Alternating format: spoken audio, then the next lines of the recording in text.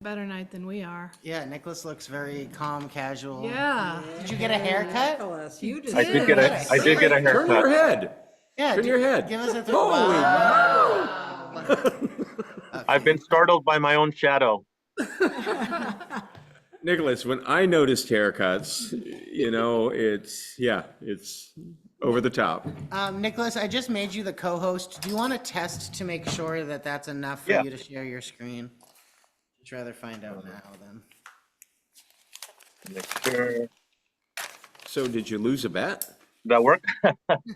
No, Yep, you're good. it was just time. Oh, I was gonna say it's not fantasy football season. Just time. the Saints they don't play in Foxborough this year. Not this year, no. I'm going to MetLife. Oh, nice. Second weekend in December.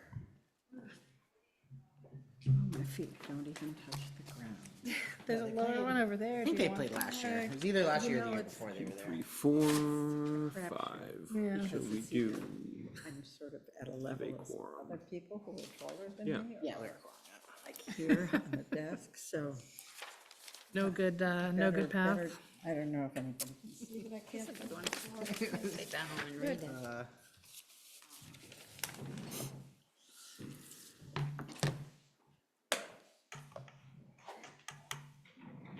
Nicholas, if you want to cut out after your report, I'm fine with that.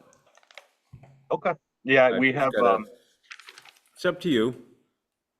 yes, fine. I mean, it's not, I don't think there's much else after that. It'll just be a round table, but I can do Yeah. that. Up to you. Sounds good to me. Hi, Sam. Yeah, the only thing I'll be adding is, I did not know. I promise. out of an abundance of caution, I'm going to ask the council to ask someone to make the motion that the City of Barre approves the submission of an EPA Community Change Grant in partnership with Down Street Housing and Community Development. We're not even sure if that's a requirement, but Pat couldn't get me a definitive answer. It's And required by our grant management policy anyway, so we would have to do that anyhow, even if the grant doesn't require it. Yeah, well, we'll need a partnership agreement at some point down the road. But we just thought it best prior to the submission, you know how the EPA is. They got these, I mean, they go right down to, this is what the font has to be, size and type when you submit your grant. So we figured we better get it on the record, so I'll add that under, oh, I'm sorry, I forgot your storm recovery updates. If you want to work storm recovery into your manager's report. Sure. And just work 8B, I'll make that change to the agenda as well, and just let them know that we're gonna move that up to item 7, so 8B will be included in the city manager's report, and B will be replaced by a motion to approve the submission of an EPA community change grant in partnership with Down Street Housing and Community Development. Sounds good. Yep. Oh, and I think we're there, so we do have a quorum, council. I will call this, today is Tuesday, July 23rd, 2024, to 6 p.m., and I will call this meeting of the Barre City Council to order. Council, under adjustments to the agenda, I'm going to be moving 8B, which is a storm recovery update. I'm going to combine that with item 7, the city manager's report, as he'll be giving us that update. And I'm going to replace 8B with a request for a motion that the city of Barre approve the submission of an EPA community change grant in partnership with Down Street Housing and Community Development.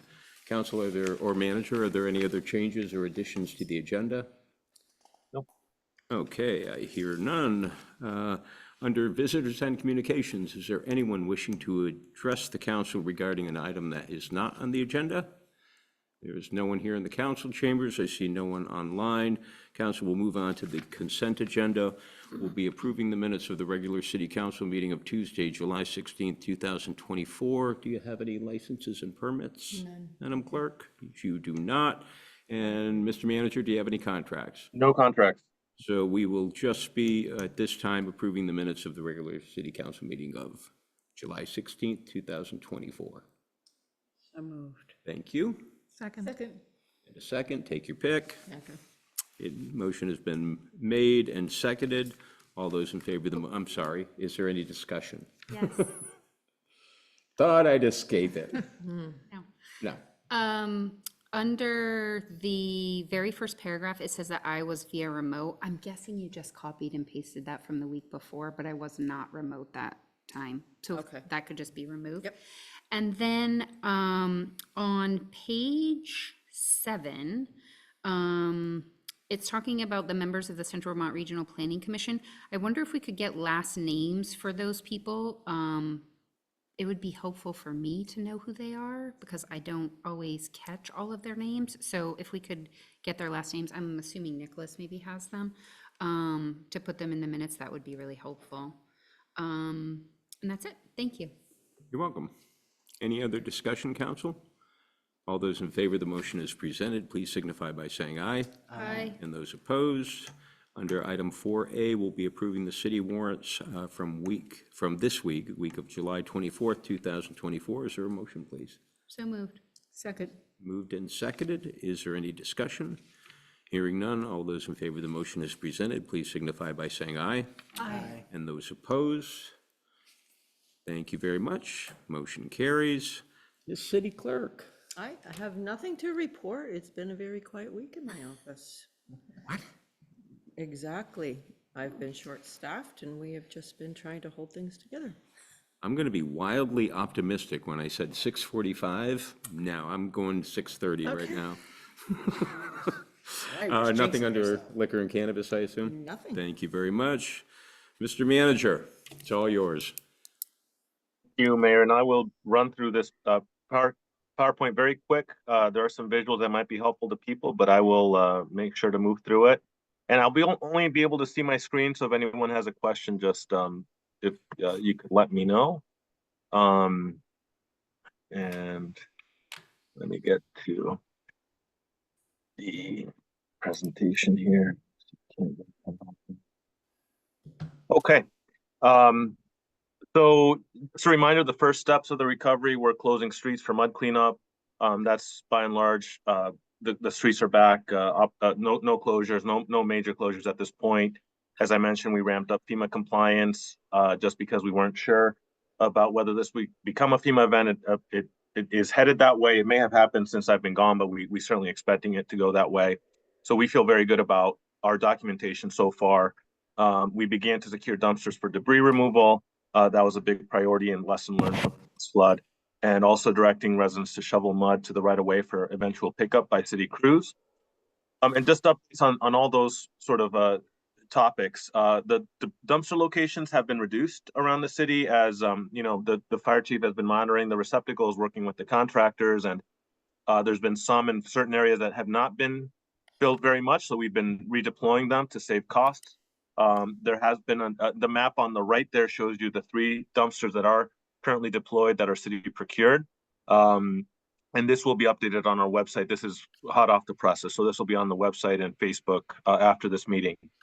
There have been a number of isolated areas that have had debris hand loaded.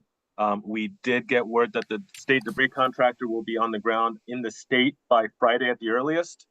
They will be focusing on the hardest hit communities first. So we don't expect to be on that list, but that may be an option down the road for residents who still have some isolated debris curbside.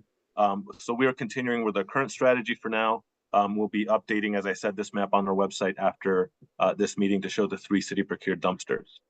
Just a reminder also that there are hazmat collection is happening at the Odd, and that, and so that is the map there at the back of the parking lot that you can get to the drop-off location, and you can see there the list of items that are acceptable to be dropped off there.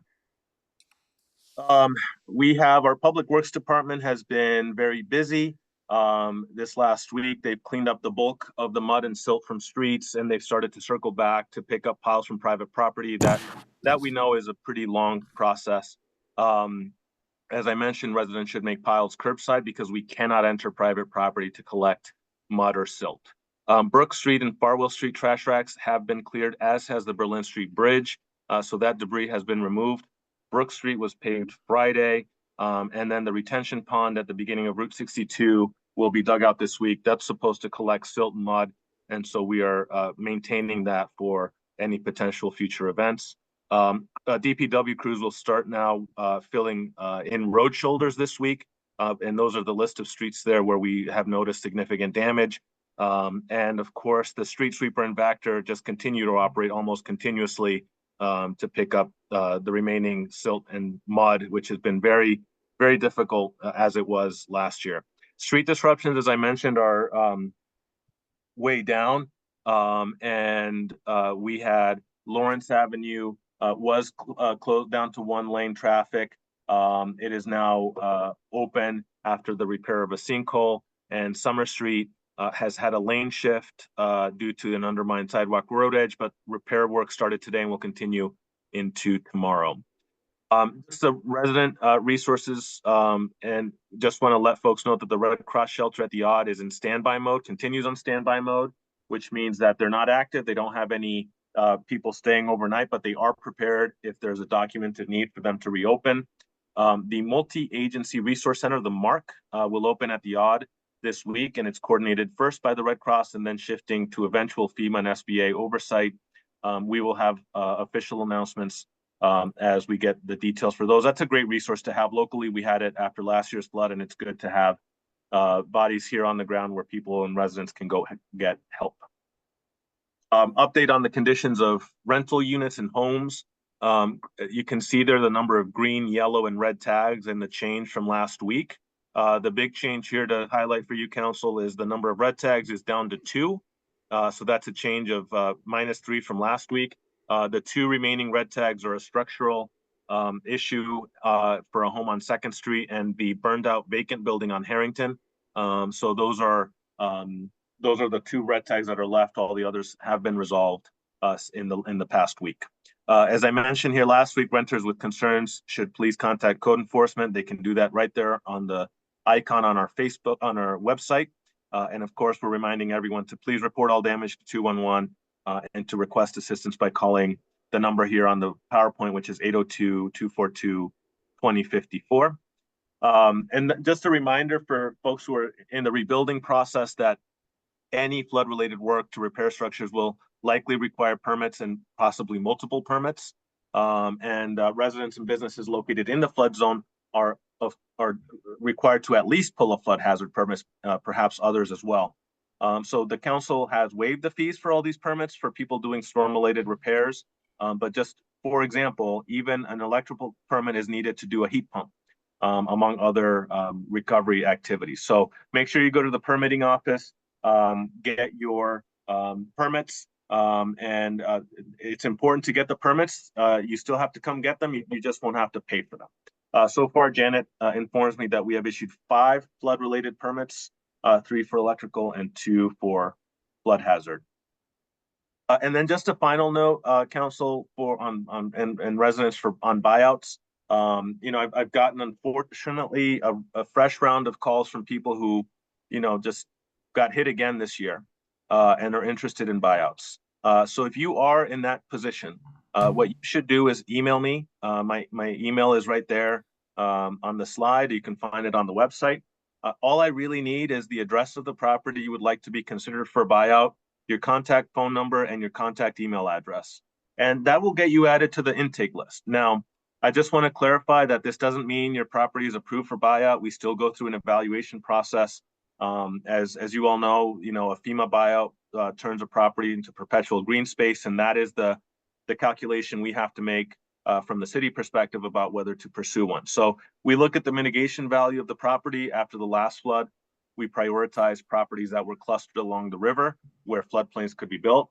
And we will wait to see sort of what the intake is this time around before seeing how to proceed. But if you are a resident or a business who is interested in a buyout as a possible option for your property, this is how you can get on the intake list. As I said, doesn't guarantee that you'll move through. If you do, as we have with about 20, we've asked them to complete an application that goes through the FEMA process. But this at least gets you on our radar and starts evaluating whether your property has mitigation value for the city. one last slide from me before I know Pam was going to share some updates as well. We have finally changed the banner on the website. The top banner is now flood response and recovery resources. And so all of the resources have been migrated to that section of the website. I still have the banner on the scroll since people may have been used to going there, and that will stay there for a little bit longer anyway, but that also redirects people to the flood banner as well. You can also, of course, always follow the city on our Facebook page where we try to post simultaneous updates that go on both the website and social media. And then I don't know if Pam Wilson is in the room or online, but Pam shared two images that I know she wanted to talk through about resident recovery. Is Pam there? Yep. Great.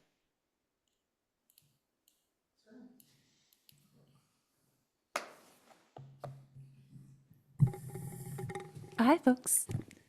I am going to try to be really short and sweet tonight with just a numbers update for you. So what you're seeing is the publicly visible crisis cleanup map from the publicly visible portion of the crisis cleanup website. And to explain a little bit about what you're looking at right here, you can see that there are red dots and there are green and yellow dots in that field. And the way that crisis cleanup visibly maps for post-disaster scenarios is when residents call crisis cleanup and share their data to raise their hand and say, I would like the next available helping organization to reach out to me. They're marked as a tiny little red, meaning hasn't been begun yet. No one's actively reached out. We know that they're there. A disaster relief organization will respond to them. Yellow, as in someone has claimed the case and is in the process of responding and it is in progress, or green, they have been outreached to, and at that point in time, the needs that the resident request have been met by the responding agency. So high level stuff, I want to point out all that green, there's like a little pool of green and yellow, that's us guys.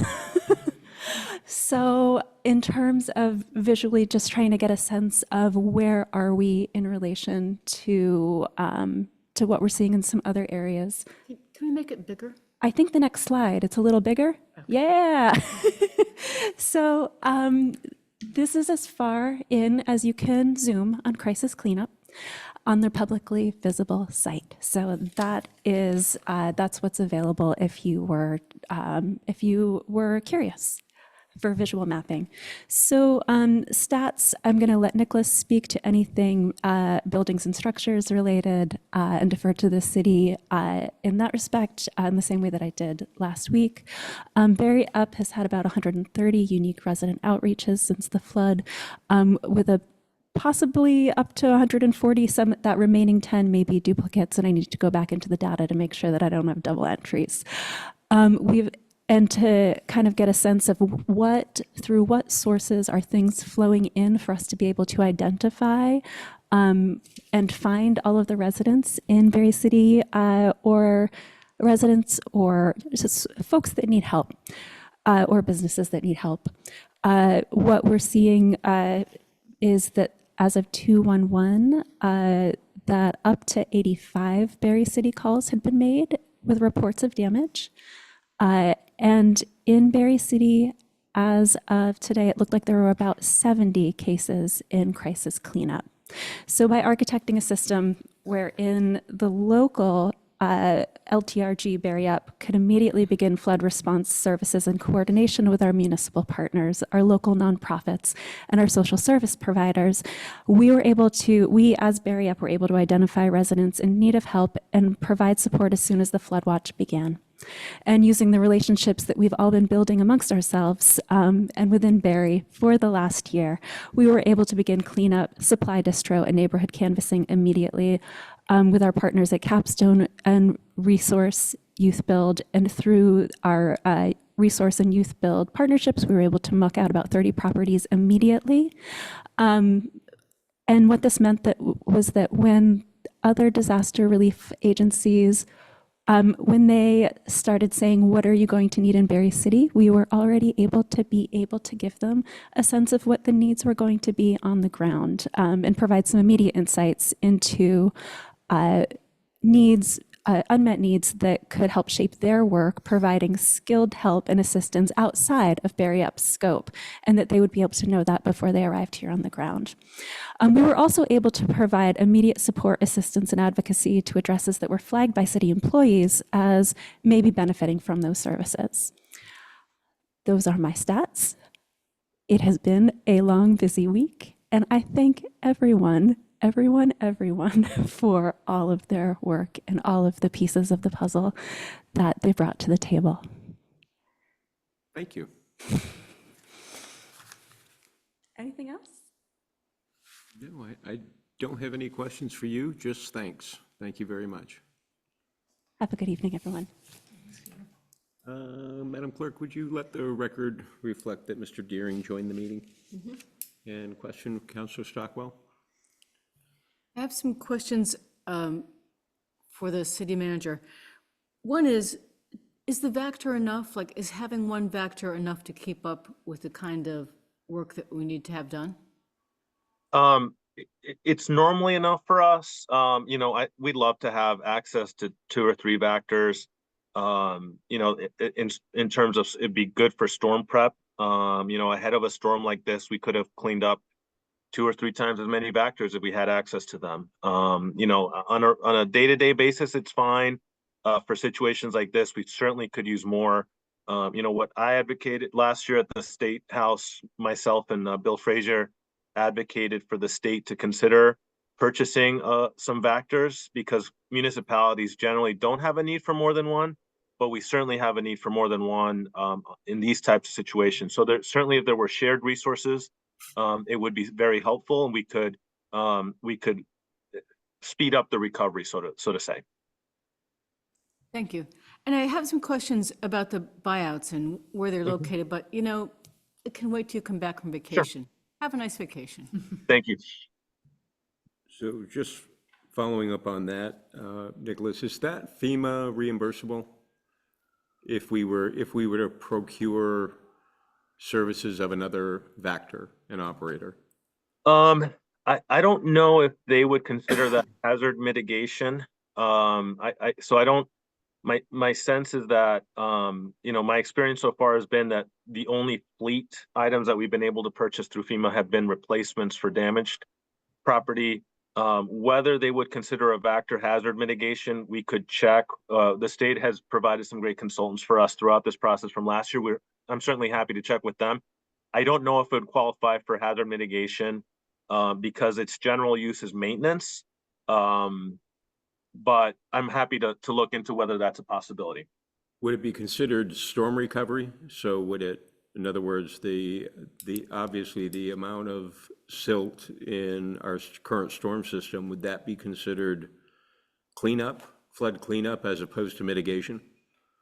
It's possible. You know, the only concern I have is that a lot of, you know, FEMA's work is focused on restoring to as was situation. So, you know, I don't know if they would consider a new piece of equipment helping us get to an as was condition. Their rules seem to be pretty tight on that. But I'm certainly happy to explore the avenues for this. I think that you know, and it's not just you know, myself and Bill Frazier who've advocated for this. I know the Waterbury manager is also a big proponent of these kinds of shared services. So I think there will certainly be a pool of people who'd be interested in having something like this, where we could share a resource that is not needed on a daily basis, but certainly needed on emergency basis. Yeah, but my question had gone to, no, I understand what you would ask for. My question was if we were to procure, not purchase the actual equipment, but I mean, there are 2 Vectors located literally 300 feet from City Hall, but it's a private vendor who would have to charge the city. Yes. So would FEMA cover that under storm cleanup? Yes, Mayor, I understand your question. Now, I believe they cover a large chunk of that. We have hired, I think it's Wind River is the name of the vendor, if I'm remembering correctly. We have had 2 Vectors going around helping with storm basins cleaning up, I think that they will cover parts of that. Gotcha. And just an ask, could the council get a copy of the intake list as well as the buyout list, just so we've got, and if we could get that in our packet just for Absolutely. just for the immediate future, just so that we're aware of who has requested a buyout. And then lastly, do you have any cost estimates for us? Won't hold you to anything, just in terms of do you have any estimates in terms of the damage from the 24 storm as well as the response cost to the 24 storm? Just trying to get my arms around what our numbers this year might look like. Yeah, I don't yet. I know that Don and I are planning to sit down when I get back to assess where we are. We're expecting to trigger FEMA thresholds for sure at this point. And so it's been sizable. The problem for us, Mayor, as you know, is that the cleanup is very labor intensive. So that, we're basically going to rack it up with the overtime that we needed to, with some of the crews to help clean the mud. So it's a very labor intensive process. And that's where we rack up a lot of cost as part of this storm. Understood. Yeah. Council, yes. In addition to the list of buyouts, could we see those on a map? Yeah. It would be very helpful to visually be able to see where, like, are we talking about both sides of the street? Are we talking about just one side? I just would like to be able to see it. I can't do that with just a list, so. Absolutely. I think that was a great suggestion by both Mayor and Councilor Spalding. So I'm happy to do that at our next meeting. We have, just so you know, the ballpark is about 62 intakes from last year's flood. We proceeded with about 20 of them. And the ones we proceeded with are clustered around Harrington Avenue with the trash rack there, River Street and Granite Street intersection, and Vine Scampini Square. So those are that's the bulk of where we have, we also, the north end, I would say, is a little bit of more of a mixed bag, because we have a couple that are FEMA buyouts, but we've also pursued some other options on the north end as well. So I'm more than happy. I think it's been at least 2 months, I think, since we've had the last update on buyouts. I'm more than happy to refresh that list. I will caution that, the list for the 24 storm is still pretty light. I've got the 3 intakes so far, which I'm happy to share. I'm expecting that to grow, unfortunately, but the one for this year's storm is still pretty light. Understood. Yes, Councilor Wazizak. Yes, Nicholas, on the tags, the red, yellow, and green tags, are the 3 red tags that went away, have they been moved to yellow or green, or have they been totally resolved? One, I believe one was totally resolved. One was had a refused entry. They got in there and the electrical had been fixed, so that's been cleared. Pierre Motel moved to yellow. And I believe, I'm trying to think of the last one, I believe was cleared as well. But I will double check that, Counselor. I know Pierre is yellow for sure, and the refused entry had gone to had been cleared totally, had been gone to green tag basically. Thank you. Yep. Yes. How are we going to proceed with the discussion about which hazard mitigation things we think are the best idea? And do you envision that as something we're going to do in a council meeting, or are we all going to sort of say, here's my top 5, or are we going to do them separately? Do you want us to communicate with Central Vermont Regional Planning Commission? And also, if we have other ideas, how do you want to handle that? Or do you want to wait on this? My opinion, my personal opinion is that, the river people will be back on August 6th to try to finalize the scope of the projects that we pursue. I think that the mayor had suggested sort of a ranking of the top 10. I think one good option would be for councilors to, send that. I'm happy to compile that and send it to our river partners so that they can have that ahead of the meeting. And if there are new ideas, I think it would be worth, discussing those at that meeting on the 6th as well. So I know the mayor had mentioned that the deadline for us has been extended. So we do have a little bit of more breathing room. But I do also believe that, the projects we've identified, if anything, this year's flood, I think validated a lot of the projects we've been working on. And I don't think that from the staff level, we've seen anything that happened in this year's flood that sort of was new or different from it might have been mitigated, that would not have been mitigated from the things that we're trying to do with the river program. So I don't know that the projects at all have changed that much for us. It's just a matter of being able to do them. It's the money and time and contractors, right, to be able to get those things done and move through these application processes. Thank you. Yes.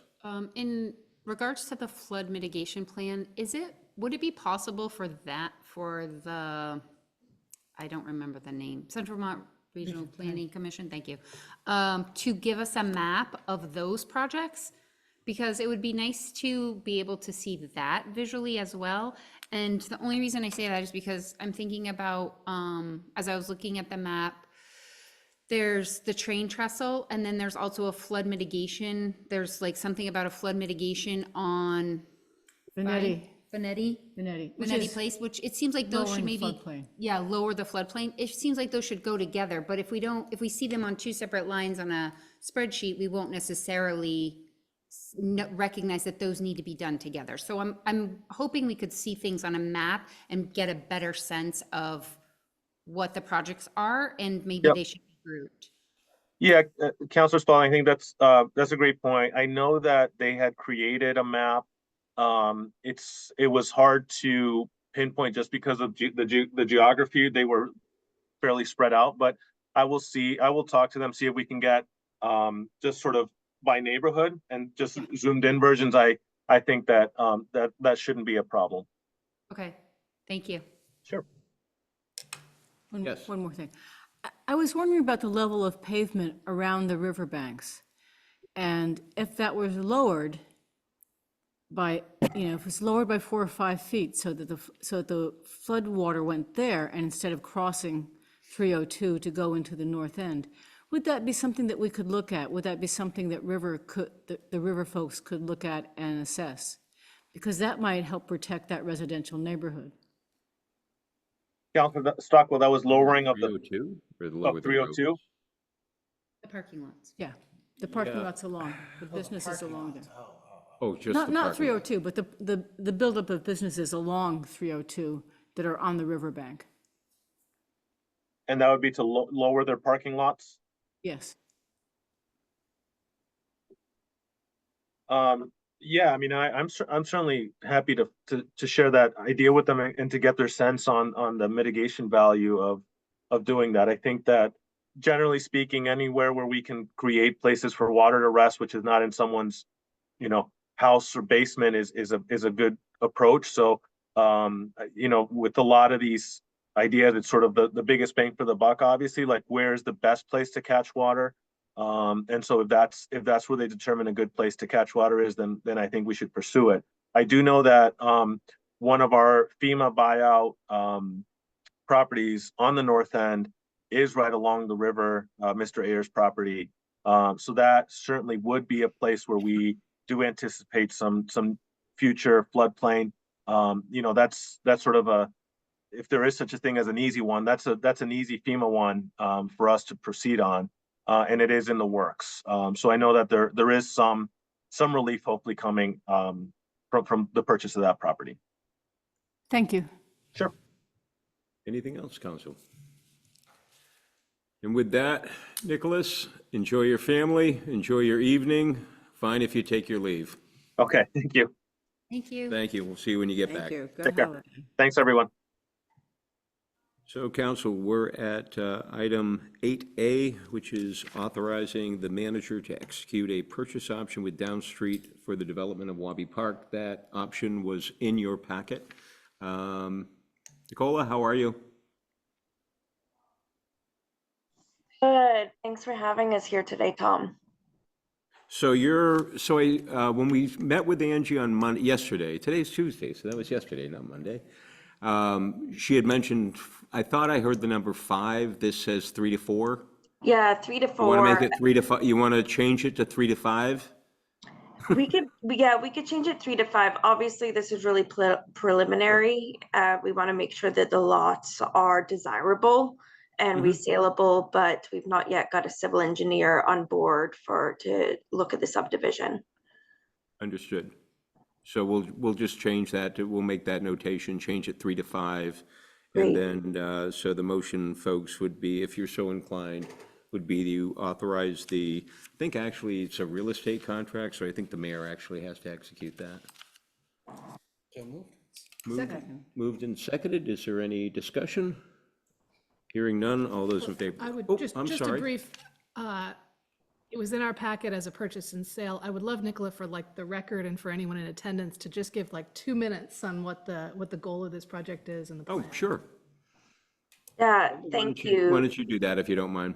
Yeah, of course. So the goal here is to, this is a reciprocated model that we're currently looking to do and fully funded in Montpelier, but this would be placing 3 to 5 single-family modular homes, flood resilient, no basements in this neighborhood. And I know that the city would agree to place a playground elsewhere in the city. I'm guessing at one of these FEMA buyout locations. But these would be high efficient homes, provided with solar panels, the high efficient track for Efficiency Vermont. And they would be added to our shared equity portfolio. So they would be sold at a more affordable price to people in Barre. We're really excited about this. This is new, what Downstreet is doing for developing new single-family homes. They're also available to home ownership. It's something that people really want. And I think it's something that is really needed in the city of Barre after the flood last year and this year. So we're really excited for this opportunity here, and hopefully then that we can reciprocate this elsewhere in Barre City in the future as well. Thank you. Yeah, of course. May I just say, when I read this proposal, I was so excited. I was so pleased. This is exactly what we're looking for. Thank you for coming forward with this. Of course. So, yeah, and I apologize because we've been Yeah. eating and sleeping this community change grant with Pat Moulton, and yeah, so Just wanted thank to you. make sure it was No, out there thank for you for everyone. making that request. They're really attractive homes. I mean, they are cool. Net zero. People think of modular. They think of Vermoden, which is a great company, but they don't look like that. They look like a traditional New England style home. Net zero, very high efficiency, and promotes homeownership and promotes the neighborhood. So just a piece of what we're trying to do in the North End, but a very important piece. And Nicola, thank you again for being a part of it. Linda, did you have a question or a I have a comment? question for Downstreet. Yeah, and I'm sorry, could you say your full name for the record for the clerk, if you don't mind? Linda Macris. Thank you. Where is Wabi Park? I'm sorry. It's located on 4th Street in Barre. So near the police station. Yes. Okay. And I currently am a land trust homeowner. They got flooded now 3 times, and I haven't been in my house for a year. Would we be considered like maybe first on the list for a home, or is it just going to be because according to the city or to FEMA, we're not going to make any money when we sell our house or we give it to the city or whatever. So we're in need of housing, and we'd like to be homeowners still at the end of this. Yeah, that is something that we're looking into the legality of how we can do like a high preference at those directly affected by the flood have been displaced, if they can be at first priority for this housing. Right. I haven't been in my house since July 12th of 23. So would really like to be put on a list that might help us get housing. Yes, we're definitely looking into the legality of that. As this project develops, I do suggest, that you reach out to our director of home ownership, Cheryl Moyer, who's on the call. But as we get more information, we will be sure to share that info as well. Especially if, you're asking the city for support, it'd be nice to be able to also support city residents, even if it's not me. Yeah, I fully agree, 100% that, and that's our goal of this project, Thank you. of course. Linda, that's our strong preference. First, to accommodate anyone who was displaced because of the flood. And secondly, to accommodate anyone who was affected by the flood. We simply have to make sure that in doing that, we don't violate the terms and conditions of the grant. So provided we're given assurances that it won't place the grant funds in jeopardy, that's exactly what Downstreet intends to do. Okay, Thank you. thank you. Anything else, council, or anyone? No? Okay, then we'll move on to item 8B. I'm sorry. We have to We have to vote. vote. What's that? we have Oh, to yeah, vote we on the didn't vote. All those in favor of the motion as presented, please signify by saying aye. Aye. And those opposed? Thank you very much. Council, we're at item 8B on the agenda. This is, I would like a motion. Again, it goes along with the submission of this EPA Community Change Grant that we're submitting. It is incredibly complex. It is incredibly detailed, right down to what your size font and type font has to be when you submit the grant. We couldn't find anything in the grant requirements that requires the city of Barre to approve the submission of the grant in partnership with Downstreet Housing. But after talking with Pat Moulton yesterday, she said, I'd really like to get it on the record just so something doesn't pop up when we find out that prior to the submission, we were supposed to get approval from the city council. So the appropriate motion would be for the city of Barre approves the submission of an EPA Community Change Grant in partnership with Downstreet Housing and Community Development. Yes. And so this just says that we're planning on. Yeah, the motion would be exactly that. The city of Barre approves the submission of an EPA Community Change Grant in partnership with Downstreet Housing and Community Development. So moved. Yeah, well, we'll have discussion. So moved, seconded, discussion. So is the project for that defined? And that was supposed to come before council, correct? Yeah, it will prior to the submission on the 31st, so council will be able to, because again, that's being submitted jointly with the city of Montpelier. So we're all finalizing our projects. This project that we were just discussing is part of that, as is several others. Prospect Heights is included in that, additional funding for that. Montpelier has several projects, so prior to the submission, you'll see it. Okay. Any other discussion, folks? Hearing none. All those in favor of the motion as presented, please signify by saying aye. Aye. And those opposed? Thank you very much. Holy cow, anything under upcoming business? Yes. I had sent an email to, I think I copied you and the city manager, or sent it to you and the city manager. I'd like to get a spot on the agenda to introduce the new superintendent of the BUSD. Yep. And we were hoping August 6th would work. It's just, she'll just come in and say hello. Yep. And yep, well, Nicholas is gone now, but yeah, I had run into him and we have that on the agenda for that date. Thank you. Anything else, folks? I would like at some point to ask the planning commission if it would be wise for Barre to look at conservation zoning to prevent some development in some of the more fragile areas. It doesn't do anything about things that are there, but Define fragile area. an area that frequently floods. Right, wouldn't that be in our flood regulations? It's a specific part of zoning, I believe, that's apart from that. Flood, Conservation zoning. right, so you would, okay, I mean, we could do that, sure. Anything else, folks? Roundtable, Counselor Guston, Pass. Counselor Shambo. Counselor Wasseshack. Pass. Oh, they won out. Counselor Spalding. Super pass. Also pass. Motion to adjourn. So moved. Second. Second. And all those in favor? Aye. Aye. Adjourned. Thank you. Wow.